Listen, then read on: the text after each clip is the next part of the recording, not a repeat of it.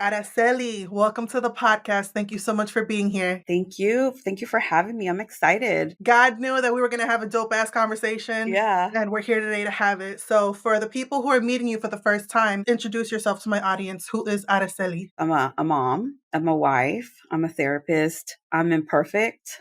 I am neurodivergent. I have ADHD, so I'm not shy about sharing that experience. I am an advocate, a fighter, enojona also, but patient in my own way. Yeah, caring. I love to see other people grow. And I think I've always known I was going to end up in this field. I took the long route to get to where I am, but as long as you get there, it doesn't matter which route you take. Yeah, we're definitely going to get into your story more. But I always start off with every guest who comes on the show to talk about what your life looked like growing up as a kid. Were there any moments that really stick out for you that has shaped you into the woman that you are today? So I am Mexican American, first gen, and there's good memories, but they got overtaken by my parents' drama, their toxic relationship. And I joke about it now because I can now, but for many years I couldn't. Always fighting, getting into physical fights. My father's an alcoholic. There's a lot of codependency, a lot of toxic behavior growing up, where in retrospect,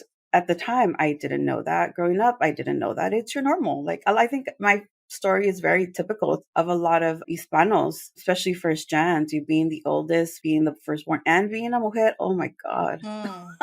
How many siblings do you have? It's just my brother and I. So my brother and I are almost 5 years apart. So by the time my brother was born, he didn't get to experience and see what I did. He saw more of the, un poquito más calmado as far as the intensity, but it's always there. It's been there, still there. The only difference is now that I'm able to not get sucked in anymore. I felt like I was always in the middle of their problems and always trying to figure out who I was, living in between these two culturas, not feeling like I was Mexican enough, but then I wasn't really like American enough. And it wasn't until I was in college that I really saw myself, because I took Chicano studies, Mexican American history, and I was like, oh, this is where I am. This is where I fit in, and did a lot of therapy to process that stuff that happened in the past that we tend to minimize too. We tend to say, well, it wasn't that bad. And I did that for many years. Like, I should be grateful. But at the same time, I remember being very depressed about it. And I couldn't understand, like, why am I so depressed when my life isn't even bad? Not compared to everybody else, to other people. And I think a lot of us do that. A lot of us gaslight ourselves out of whatever trauma it is that we've gone through, whether if it's not that serious. And I know a lot of people that have come on the show have had that same experience. And it's just interesting to know. That's why I always start off with going back to childhood, because I'm sure you know as a professional therapist that the majority of the things that we go through during that time period really shapes us into who we are today. And being that you are a professional in the mental health field, I'm curious to know, did that conversation of mental health or therapy, was that part of your vocabulary growing up in your home? It wasn't at all. It wasn't even something I think we thought about until I was in my 20s, right? And this is what I tell a lot of my clients. Our issues are going to come out eventually, usually in our 20s. There's a different type of awareness that you now have when you start living your life in like adulting, as you would say, that you start making certain connections that you're like, whoa, that really wasn't what I thought it was. And now it feels very conflicting, especially when it comes to parents. You might have been close to the parent that was really creating all the issues, and now you see them in a different light, and it's like, I don't even know what to do with all these feelings. It can be intense, right? Yeah, of course, you can. And you don't know what to do with it. So I did a lot of therapy, but yeah, therapy wasn't even brought up. And I remember both of my parents had their moments of being depressed and they didn't know what it was. I think my dad, to this day, it's a lot of just anger, and that's how it comes off. Anger and irritability kind of take it out with other people. Whereas like with my mom, it was a lot of crying and just feeling sad. Not always in front of us, but you could tell. You could just feel the energy. I totally relate to that. My parents are the complete opposite. Like, my dad is the silent but deadly type. Like, he'll be chill, but once he reaches that level, it's like, oh, I'm fucking terrible. Yeah.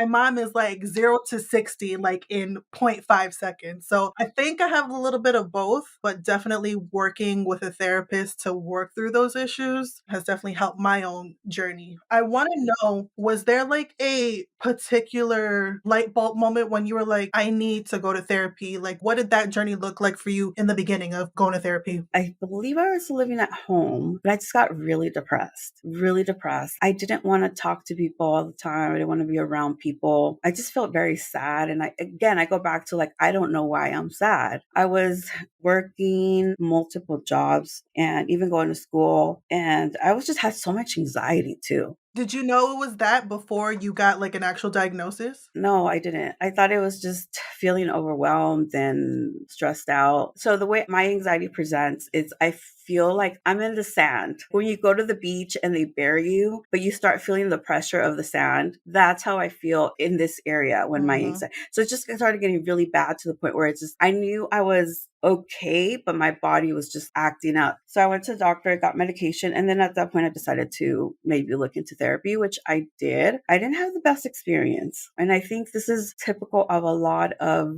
Hispanos. They might not have the best experience because we need more therapists of color. And they're not always accessible. I remember one of the first times I went, it was a therapist, Caucasian. It was like the first or second session. I don't remember. But there was a point where like she just stayed silent for a long time. Look, so in school, they do teach us the power of silence in session. I'll give it that. But silence can also be very triggering if you don't really understand the person, if you don't understand their background, and if that was used as a weapon sometime in their history, right? So it can be very triggering. I just remember thinking like, and I finally just said something like, this is weird. Like, why are you still silent? And then she kind of said something like, oh, similar to what I said in the beginning, like, oh, this is a technique. And I was just like, okay, well, in my mind, I was like, well, this is not okay. And I never went back after that. And then I went through Kaiser. I had Kaiser at the time. They were offering me, and I think it's still the same issue now. I think it was offering me sessions like every other month.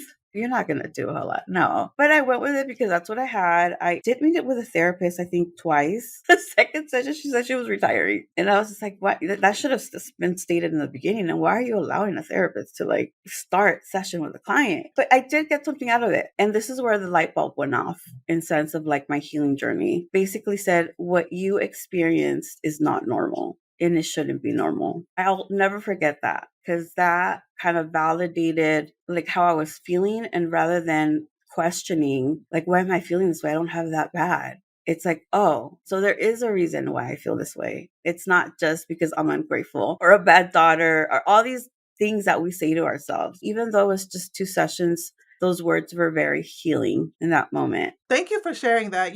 Before we get to the next part of the question, because it's like the perfect segue, I also want to share my therapy journey before I really started taking it seriously. Growing up, I always had this mentality. I was like you, we never talked about our feelings, never talked about therapy at all. It was when me and my daughter's father had split up and he like completely left the picture. And my mom and my sister, they were like, you need to go to therapy. You have a lot of anger issues, all this stuff. And I was like, no, no, no, I don't need it. That's for crazy people. And then finally I caved in and I decided to go, and it was an older white man, another Caucasian. It was super fucking awkward. He had me sitting in this room talking to a stuffed animal, pretending that I'm talking to my childhood self. And I'm like, I don't know what the fuck to say. Like, you're not making me feel comfortable. You're not making me want to open up to you. Completely turned me off. I didn't go back ever again. And I was just like, fuck therapy. I don't want this. This is not for me. Until 2021, when my life was almost taken from me. For those who are listening that don't know me, I'm a domestic violence survivor. Going through that experience, that's when I realized, like, okay, I need professional help. Thank God my mom got me an amazing therapist that I work with. He was Latino, he was young, he understood me, he helped me so much. But, I just say that to say finding a good therapist is literally like finding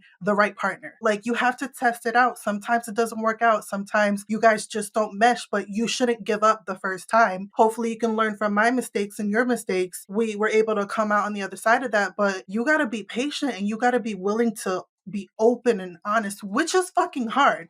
And advocate for yourself, right? That's one of the most important things, is that we're not used to advocating for ourselves and putting our needs, right? It's very like when we do it, it feels selfish or it feels wrong, but people do it all the time. Like people that have been in this country for a very long time. And I'm talking generations, or people who have that privilege are able to do it and have no qualm about it. They're fine. And yeah, shop. And you could be upfront about those things. And a good therapist won't be upset about it, but will understand why you're doing what you're doing. I have clients that'll call me and they're still looking, and it's like, it's fine. I don't have an issue. Do your research. I also know that my style may not be for everybody. That doesn't mean that I'm a bad therapist. We're just not a good match. And that's okay. For sure. So I'm going to have you just go ahead and share with my audience, like, why and how did you becoming a therapist look like? Share what that journey was like for you. I remember always being interested in psychology from a very young age. And I think part of it is just always knowing my parents' problems and kind of listening to them, I guess in a way set me up for this journey. You know what? I was in high school and we were doing some kind of career project. I just remember we all went to the counseling center and we had to do like questionnaires to help us find our career. And I remember saying, oh, I want to I'm interested in psychology or becoming a psychologist. And you know what they said to me? This one person, I can't remember if she was a counselor, but she said, you should do something else because that's going to take you too long to get to. And this is the thing, I believed it. I said, oh, you know what? You're right. It's going to take me forever. And I think that is part of the reason I took the long journey, because I did believe it and there was nobody to tell me otherwise. So, I graduated. I was in sports. I had honors and things like that. I didn't even bother applying to universities or anything because I was just like, I didn't know what to do. I just remember one day they got us all in the big auditorium. They made us take what is it when you start college, the test? The SATs? No. It's just to see where you fall, like what classes to take, where you can start. Okay. Yeah. I took a bunch of tests and then they said, okay, well, if you want to go to college, where you start in math, where you start in English, and I just kind of followed that. Luckily, when I got to community college, to Santa Ana College, and I don't remember how, I ended up in this program called the Freshman Experience. And I think that made such a huge difference because it gave me the guidance that I needed. Everything was already structured. You already had like what you were going to take and in what order. For someone that doesn't have someone, my parents never went to college. I didn't have anybody to kind of lead me. Had it been up for that program, I probably wouldn't have been here today. But also I was already working in the field as well. So I was working at one point with adults with developmental disabilities. My passion for that led to me deciding I'm going to follow through and I'm going to become a psychologist or therapist or something in the psychology field. That was kind of the moment where it was, okay, I'm going to do this. But of course, I went and I stopped. I went and I stopped. I had a lot of fun in my 20s. I will say that. So that's why I say I took the long road. But how long did it take you? It took me close to 10 years.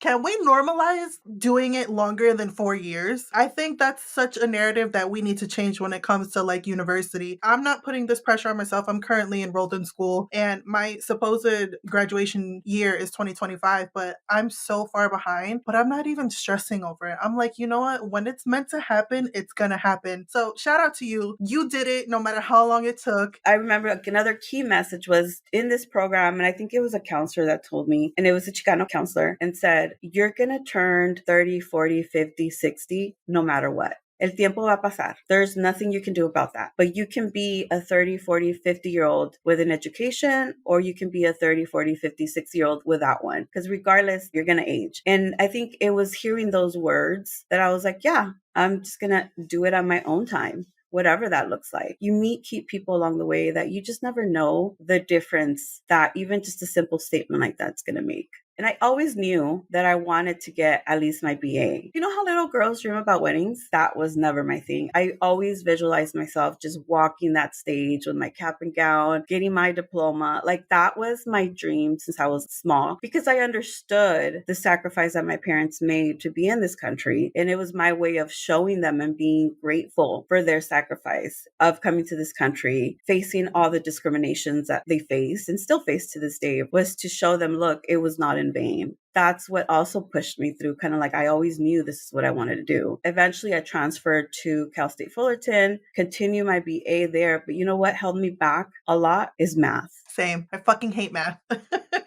I took stats 4 times, girl. 4 times with a tutor. I think in the end, the teacher just felt bad for me and was just Right. like, I'm just going to pass you. Like, Can I just say, like, this is my second time being enrolled in college because I dropped out after high school. Back in 2000, it was either 2006 or 2007. I was taking like the general requirement classes. I was in remedial algebra and I failed it 3 times before I passed it. So, can we also normalize that as well? yes, I failed math, every single math class since I think I was like in 6th, 7th grade. I always took it more than one time. You would think somebody would be like, maybe something's going on. Right. Let's get some services to this person or let's call mom and dad. Nope. This is what happens, right? We fall through the cracks and we internalize the negative of like, you're not a good student or you're not smart enough. Why can't you do math? Why can't I just get it? Again, back when I went to college, had a good counselor that said, looked at my transcripts because like, this doesn't look very good. I think you should get tested for a learning disability. And I was just like, what? What even is that? I didn't even know that. I went to go get tested because I was like, okay, well, at least I'll have an excuse if something comes up, right? Like why I can't. Girl, I had a panic attack in the middle of getting assessed. They were just asking me like, the standardized questions. I left crying because I couldn't breathe. Like I couldn't think. I felt like I hit a wall. And I walked out and I didn't go back for a long time. And somebody kept calling and saying, you need to come back. You need to come back. Also, the person that was giving me the test, she was eating crackers while giving me the test. And she was like right in front of me. At that time, I didn't know it was part of also my ADHD, right? I couldn't focus. And I finally said, the person that was giving me the test was eating in front of me and I couldn't focus. I got really anxious and I left crying. But I was able to complete the test. Of course, eventually they told me, you have a math learning disability. You don't really, the spatial concepts, it's really hard for you to get. And I was like, doesn't everybody have a math learning disability? Like, isn't that everybody? And they're like, no, to you, literally numbers are a different language. And I was like, yes, I have said that. And even the spatial stuff, for those of you that don't know or understand, the spatial, being able to visualize like angles, and the example I give, when you go play pool, you have to be able to visualize kind of like those angles, the geometry of it. I can't. And I remember when there was, no, you can't just see. And I was like, no, I can't see it. I don't know. I was really bad at pool. I was like, I have no idea what you're talking about. So everything made sense after that, but it was still the shame of it. Felt like it was an excuse. It was something that I was just supposed to overcome. Well, thank you so much for sharing that. I love the transparency. And I know this is going to help a lot of people who are listening who might feel the same way and don't even know. And maybe this will start the conversation to even go on their own journey to figure out if they may have some sort of learning disability as well. So thank you for sharing that. Even if it's nothing, rule it out. At least it's not that. All right, so now I want to get like some gems and some coaching out of you since you're a professional in the mental health field. Why do you think it's so important for us to prioritize our mental health? Oh, because it's a daily thing. We all have that inner critic, that inner voice that can be good or can be bad. There's a lot of things. Not everything is trauma, right? Not everything it really depends. If you don't call it trauma, then it's not trauma. I can't make you think something is trauma. That would be me imposing. But a lot of the time, we don't even understand why we feel the way we feel. And it's easy to accept the negative rather to go get the help that you need. Maybe there's a different perspective, a more positive one. And mental health, it's like we deal with it every day. You can't get away from it. And therapy, it's lifelong, I think, in a sense. Not that you're going to be in therapy all the time, but there's always different milestones with different difficulties. And you think, am I crazy for like feeling this way? Like motherhood, that one's huge, especially when it's your first kid. Like you don't know what you're doing. It doesn't matter what age you are. You could be 20, you could be a teen, you can be 30 and still not know. And you're like, is this even normal? You're going to be facing these milestones are going to be hard. And you just sometimes need someone to talk to without being judged. That was it for me. Accepting that I needed the help was the first part for me. And then knowing that I didn't need to do it alone anymore, that's when I started reaching out for help. And that's when the change really started to happen. Be in a place of being open, being vulnerable, right? Yes. Which is scary. Let's be 100% honest on this podcast, like I am every episode. It's not easy. It's not a walk in the park. But if you're really committed to it, I really think that it can help change your life with whatever it is that you're going through. What are some tools or some resources that you can share with my audience in regards to strengthening our mental health? One of the things that I like to do is remind myself that nothing is forever. even bad times, right? It's not forever, it's temporary. I had a student who was interviewing me, how do you feel about failures? And I was like, failure? I don't think I've ever even used that word, failure. I don't see things as failures. I see things as maybe, yeah, it's hard in the moment, but it's learning. It's learning opportunities, it's growth. I don't see things as It's failures. an experience. Yeah, I try not to get stuck on that. One, that word failure, I don't even use it. But if you're going through the storm, it's temporary. And when you come out at the other end, you learn so much and you grow so much as a person. And it's not forever, even when it does feel like it. Sometimes it feels like it, but there's this one quote that my life coach said that just ingrained in me the first time I heard it. There is a message in the mess. And when I heard that, I was like, that is so powerful. You can't see it when you're in it, but once you get on the other side, it's like, that was the Mhm. reason why I went through what I went through. And I love that you said shifting your narrative and even changing your vocabulary can be so powerful in your own healing journey. Yeah, because depending on the words that you use, you hear someone speak, it gives you a little bit of a idea of where that person is because words are very powerful. And it is something that I even talk about in therapy is that words are powerful. So what words are you using for yourself and for other people? And be mindful of those words because we use them on a daily basis. So it's not about the big things, the big changes, right? It's about the little baby changes. Every little day, little things that you do will stay more consistent, will be more true to you, and they're going to help you grow. And not just in this one moment where this one big thing happened, right? But rather along the way, along your journey. So it's always the little things. It's not the big, huge things.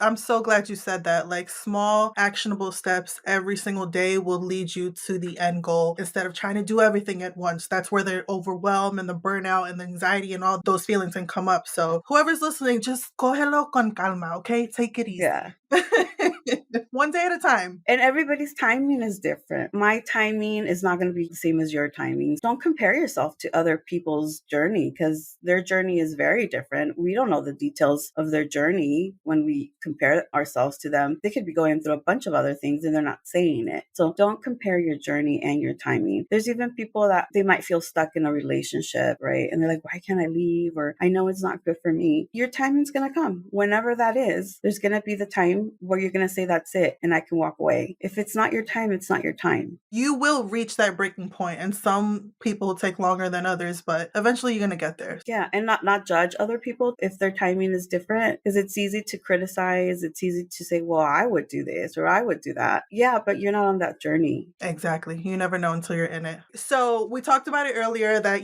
growing up, there was not the conversation around therapy and mental health. Why do you think, especially in our communities of color, there's such a huge stigma around mental health awareness? I take a lot of courses from Chicano psychology. I don't know if you guys have heard of him. He said something that really stuck to me, and it was, let's not stigmatize the culture when it comes to mental health, but rather think about it that it was the oppression and the marginalizations of communities, of being colonized, that led to mental health not being part of our lives. And I was like, yes, that is true. When they steal everything from you, your language, your religion, your voice, and you're left in survival, who has time for mental health? You're just trying to keep a roof over your head and food on the table. Yep. So you're in a constant state of trying to get the basic The needs super met. bare minimum. Yep. Right. So why would mental health be something? It's not. You don't have time for it. And I think a lot of the time, especially if you're first gen or experiencing like being in a domestic violence, you're just in survival mode. I'm just glad I made it another day. So I think it's important to recognize that it's not necessarily la cultura. It's the result of just the oppression, of not having the resources, of falling through the cracks, of being in a system that is not meant for us. We were meant to be kept out. We had to fight to be in school. Just the basic needs we had to fight for. Nobody has time for that when you're in survival mode. I'm so glad you brought that up because it just makes me think about the older generation, right? And how we in the millennials and the Gen Z, like we really are the ones who are being the generational trauma cycle breakers, right? Thinking about what you said, you can't really hold it against your parents or your grandparents or the people before because, like you said, those resources were not available to them like how they are for us. Mm-hmm. So, not holding so much resentment towards whatever trauma you might have gone through in childhood, realizing like I have the ability to switch the narrative and I'm going to be the one to pass that on from generations after me. It's so powerful. I love that you brought that up. And even thinking about it, when you're a cycle breaker, right? It's not easy being a cycle breaker. You might get shit from your family. You might be looked as the black sheep because you're making boundaries. Yes. Boundaries alone will create a hot mess in a family system. So it's not easy. And sometimes you feel like it's easier just to give in. But you have to remember people are watching, kids are watching. If you're a parent, it's good to talk about these things. And sometimes people will not understand, or family won't understand, and that's okay. It's not our responsibility to change people's minds. It will be powerful if you just show them and they see the change and they see the shift. They're going to be like, what's going on with that? When they see like the positive that comes out of it, makes people curious and they'll ask. And that's your opportunity to plant a little semillita, like I say, and hopefully it grows, and it might not even grow right away because their timing is not yet. It might grow later on down the road. And you're right. You can hold space for both things, feeling like I shouldn't have experienced that growing up, but also understanding the trauma historically that's been passed on generationally. Like you can hold both. You don't have to choose one or the other. And it's okay. We feel guilty for feeling these feelings, right? Like, oh, I don't want to make them seem like they're horrible parents or horrible whoever. They were responding to their trauma the best way that they knew how. That is the perfect segue to the next question. For everyone who's listening, this is her first podcast recording, okay? You're doing amazing. I fucking love it. The conversation is so seamless. You mentioned those feelings of guilt. So I want to know, in your professional opinion, what is the difference between guilt and shame? I saw that question and I was like, wow, this is like powerful. Like it made me really stop and think about where do you feel shame and where do you feel guilt? The conclusion that I came to is guilt will make you do things that you may not want to do because you feel pressured or you feel bad. Shame will keep you from doing things because you're so ashamed or you're embarrassed or you whatever. Shame will hold you back. And shame is very, very ingrained in your core. And it's something that you might not even realize you're feeling. Sometimes you are, sometimes you don't know. You just know this doesn't feel good. If you want to visualize it, I see guilt will make you do things. You won't be happy. You might not want to. Shame will hold you back. Shame is deep. Shame is that part of yourself that you don't like, that you don't want to show the world. Almost like your shadow self, the part of you that you hide. That's shame. That is fucking powerful. That's a good question for people to journal. Where do I feel guilt? Where do I feel shame? When I feel guilt, I feel like my heart starts racing, and shame, I usually feel like in my stomach. Same thing. When I stopped and thinking, I was like, where do I feel guilt? I feel it here. Where do I feel shame? I feel it in my stomach. It makes me want to throw up. That's so powerful. That's a good question, y'all. So ask yourself that and see what it unlocks for you. Thank you. I love that visualization. You being a therapist, what is one thing you wish everyone knew about mental illness and mental health? One thing that I think I have been talking more and more about is really looking at how institutions, and when I say institutions, I'm talking about workplace, I'm talking about government agencies, any institution, how it affects us and our mental health without thinking about it, and how it's easy to internalize if we hear negative messages and believe them. If the system is not working for you, somehow it's our fault. We're doing something wrong. But that's not true. It's the other way around. They ask sometimes for the impossible. And I would say they go back to just like the bigger system. People fall through the cracks. Not everybody learns the same way. Not everybody's needs are the same. But yet it seems like there's like this one way of how things are done. And then whatever messages we hear, we believe and we take them as truth. And it's not. Nobody should be held back because they can't pass a math class. Like in order to get to this other point, you have to do it. Well, why though? There's different routes and it's not culturally sensitive and they don't take into account that generational piece. So if you're in a situation, whether it's trying to access some kind of service or in school, whether it's elementary or college, ask yourself these questions when you're feeling overwhelmed, when you're feeling like you're not enough. Is it really that I'm not enough? Or is it that the way things are being done isn't culturally sensitive? Am I trying to fit into something that I'm not meant to fit in? And it's okay not to. And it's okay to say something. It's okay to advocate for yourself. Your voice is your strength. Even if it's temblando, even if you don't feel like you can, your advocacy for yourself will be your biggest strength. And it's your power. I love it. I'm getting like goosebumps all over. I'm like, yes, she's speaking my language. This is like my mission and my message with this podcast. Like, use your voice, take your power back, speak up, don't be afraid. All right. So, what has been one of the most important things that you've learned about your own mental health this year? I think it's normal for everybody to have a hard time balancing things. I'm a mom of a 5 and a 3-year-old, and one of my kids has autism. And part of the reason I decided to go on my own was because it was getting very hard to manage working for an institution that didn't give me the flexibility that I needed and took so much out of me that my family was getting scraps. They were getting whatever was left of me. And it got to the point where I just didn't like it. I didn't feel good. My kids were really, especially my kid, the one that has autism, was really having a hard time. And I just got to the point where I ended up quitting to make sure that my family is okay. And then I was like, well, I'm going to start my own thing, because the thought of going back into the system made me want to throw up.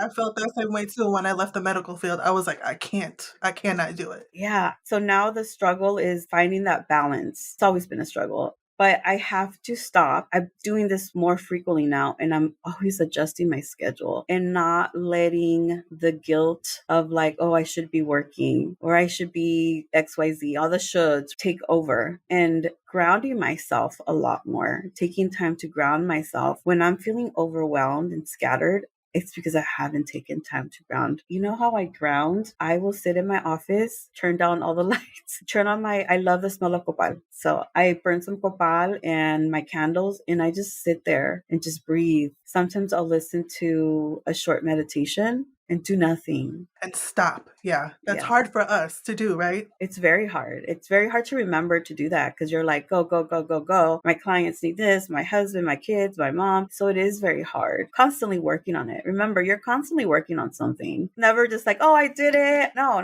It's a work in progress. We're all a work in progress. There's always going to be new levels that you got to reach and setbacks. But as long as you have those tools, you'll be able to work through it. And if you need a day to just cry and do nothing and yell and scream, give yourself permission to do that. Yeah, just don't get stuck in it. That's what I tell my clients. If you need to do that, do it, but don't get stuck in it. Give yourself an hour, a day, whatever you need to do. I love it. I know this conversation is going to help a lot of people, but I want to get a couple more gems before we start wrapping up. What would you say is your superpower? My superpower, my intuition. Why do especially us women ignore it so much? Because that's what we're taught. That's what society says. What do you mean you think your kid has got something? Don't be overprotective. Don't be a helicopter parent. Intuitively, we might think this isn't the job for me, but we've been told just be grateful that you have a job. You have a government job. You made it. Like, what more que más quieres? Estás sentada todo el día. So we ignore it because we get all these messages of how we should just be grateful or we should be happy. But those messages come again from that ancestral trauma, right? Poverty mindset. When I decided to go solo, I went back in touch with my intuition, and I was like, there's been so many times that my intuition has been correct. And now I listen. I teach my clients, let's go back to listening to our bodies and our intuition, because they will tell you when something doesn't feel right. Your body will tell you before your mind tells you. Oh yeah, for sure. So I would say that it helps me really connect also with my clients. I've definitely gotten into listening to my intuition a lot more throughout the years and the experience that I've gone through. I definitely used to ignore that feeling, that gut feeling, but I've learned she's there to protect me. She's there to keep me safe. And 9.999 times out of 10, she's right. So I'm going to listen to her. But it's part of it is letting go, right? Part of it is letting go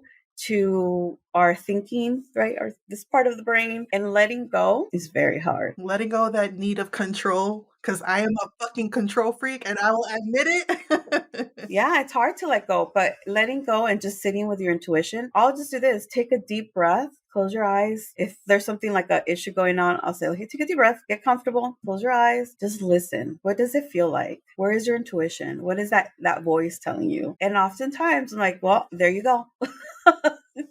There's your answer. Exactly. You already know the answer. You just need the validation from someone else to be like, okay, this is it. So, who would you say is the most influential person in your life? My husband really helped me grow into kind of seeing like, oh crap, this is areas that I need to work on, because for many, many years I was running away from marriage. But he, on a daily basis, I would say, is so supportive in ways I didn't think I would ever be able to be supported. And that helps me stay grounded also. I have friends. Some of my best friends are therapists. I remember when I was going through it, I was burnt out. I didn't know if I even wanted to be a therapist because I felt like I'm not good enough. They're saying I need to do XYZ, at work. He was one of the voices that said, no, that's bullshit. And then one day after I kind of went on my own, I realized that his voice stayed in my head. And for the first time, I didn't have an inner critic like I normally would.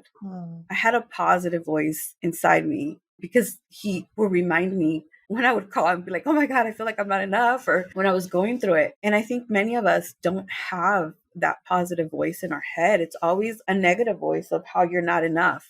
But that was huge. That for the first time in my life, I actually heard a positive voice inside of me. And that voice was you. Oh my God, that's so beautiful. And I love the tears. I love the emotion that's coming up because it's so real. Like a lot of people don't have that in their life and they always succumb to the negative self talk that a lot of us struggle with. So to be able to quiet that noise that's always screaming in our ear and have the good talk over that, that's so beautiful. That's so powerful. Yeah, a lot of us don't grow up with that. So when you finally hear it, if you ever have that moment that you finally hear that voice, honor it. Stay Mm, with it. I remember staying with it for like, wow, like I was just in awe of it. When you have those moments, sit down and stay with them, honor them, because they will stay with you forever. And then you could share that with other people. yes, you can come on my podcast and cry about it. I know. I'm all about, like, I always say this, spread your knowledge, plant little seeds, even if you think they're not going to grow or sprout. You just never know. You never know the difference. I bet you the people that said those things to me that were key moments, right, in my life, they don't have any idea of the power that had. Even when I decided to go for my master's, and I've told her before, but we started at the same day at the same job, and she had already finished her master's and was doing her hours to be a therapist. I had my BA, but it was an entry level job. And I remember she saw something in me and she said, Ara, you would be a good therapist. You need to go back to get your master's. And I was like, hell no. Mhm. I'm too traumatized from my BA. It was very hard. Like I had so many Mhm. mental breakdowns. And she's just like, no, no, no. Your master's is different. You're going to like it because you're going deep about things that you like. It's not the same. And she would always remind me until one day I just did it. She didn't know that until recently, that it was because of her telling me one day, go, I will help you. I'll support you. I'll help you if you struggle or something like that. And I was just like, it made such a huge difference that I was like, I'm going to do it. She was the one that put that idea of going back. I love that. Shout out to the supportive friends and family. Hold on to those people because they come so few and far between. I love that. So, you're on the Watch Us Thrive podcast. I want to know, what is your definition of thriving? Thriving to me is not climbing a corporate ladder. It's not getting all these material things. Thriving to me is what truly makes you happy. If not climbing that corporate ladder isn't for you, then what is for you? And it's okay. It's okay if people want to just stay where they're at because that's what makes them happy. Really stopping to think, why am I doing the things that am I doing? Am I doing them for myself, or am I doing them for other people or society, or where is this coming from? More thinking about not so much the Eurocentric view of success, but more of our ancestors before being colonized. What was success? And if you're in a place where you feel good and maybe you're not a millionaire or whatever, you don't have whatever fancy car, but you're truly authentic and happy, that to me is thriving. Being authentic to yourself and not what society says you're supposed to be doing. Yes. Creating your own lane, whatever that looks like for you, because everyone's journey is different. I love that. That's such a beautiful answer. All right. So go back to baby Araceli. What is one piece piece of advice you would tell her being the woman that you are today? You don't have to take on adult problems. Those aren't meant for you to fix. Be a child. Don't work so soon. Take the time to be taken care of as a child. Even in the chaos, that's not you. That's not for you. That's not meant for you. Be a child. Final question. What is an affirmation or a mantra that you practice daily and why? Kind of touched upon it earlier, but it really is, I'm doing my best. When I have moments when it gets difficult, it's temporary, and I lean into the chaos. So when I say lean into the chaos is sometimes you just have to go with whatever challenge you're having that day rather than battle it, just give into it. So I might be late to work. So we might be late to school. It's fine. I'd rather be calm than be all like, let me get out of the house or let me do this. There's times where that's like a daily one too, like just lean into the chaos. The kid is having a tantrum, let me just sit with it. Because it's not going to last forever, right? Yeah, it's not going to last forever. And let me just, okay. I love that. I love this conversation so much, Araceli. I just want to say thank you for your honesty, your vulnerability, your amazing energy. Please let my audience know, where can we follow you? How can we work with you? So I am on Instagram, aracelividales.lmft. I have a TikTok.